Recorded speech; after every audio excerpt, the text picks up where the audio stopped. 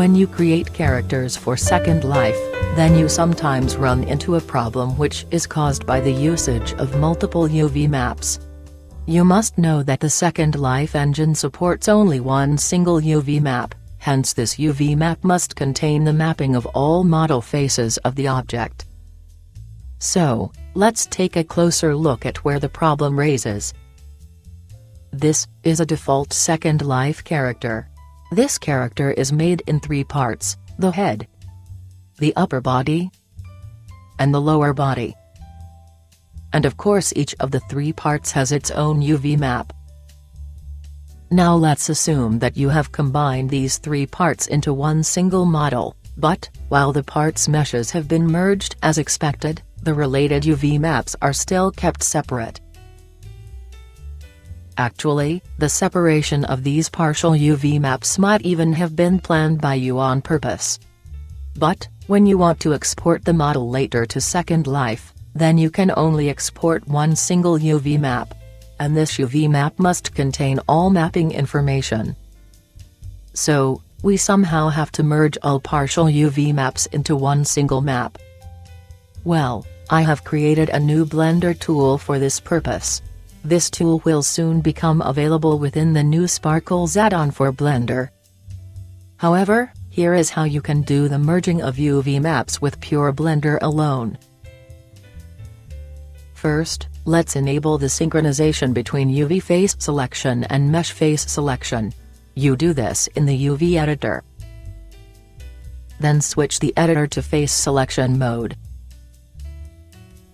Now select the first of the UV maps, and select all faces in the UV editor.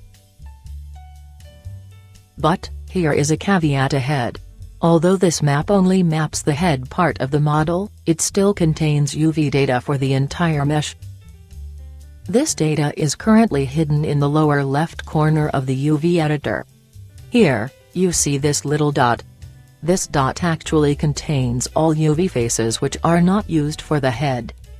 You can deselect these faces with the rubber band selector.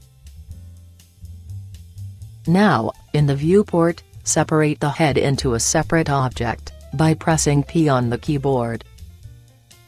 Proceed, by selecting the next UV layer. This time we select all except the lower left corner. And again, press P in the viewport to separate the upper body. Finally, remove the meanwhile unused UV maps from the object.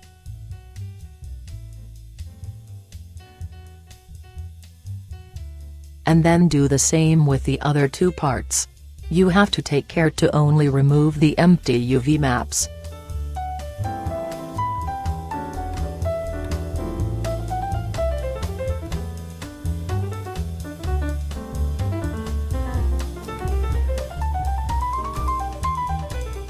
And finally rename the remaining UV map to SL map, or whatever you find convenient. You only have to name the UV maps exactly the same for all 3 parts. By now each of the 3 parts has one UV map, and all maps have the same name. In the final step all you need to do is joining the 3 parts into one single object. And now the joined object contains only one single UV map, and this is exactly as we need it for Second Life. So, we are done by now, our task is accomplished. However, before I get to the end, let me quickly show you how the UV map tool from the new Sparkles add-on can help you performing the same task much faster. So, here we step back to the single object, the one that uses 3 UV maps. Now open the UV editor's properties sidebar by pressing N on the keyboard. When you have the Sparkles add-on enabled, then you now also find a new tool panel here. And this is the action. First, we create a new UV map and name it SL map.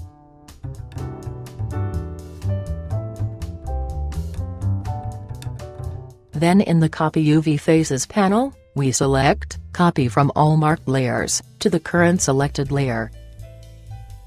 and of course we mark all layers here. Then we hit the Copy to SL Map button. And now the SL map contains the expected UV mapping, as we can verify now.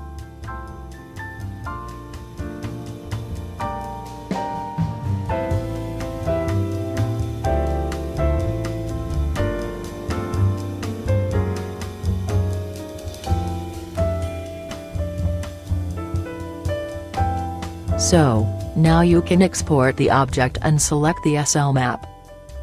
And that is basically all you need to do. I am now at the end of this little demo, and I hope it was a bit helpful for you. If you like, then you can search for the Sparkles page in our blog, where you find more information about Sparkles. Thank you for watching, and have a good day.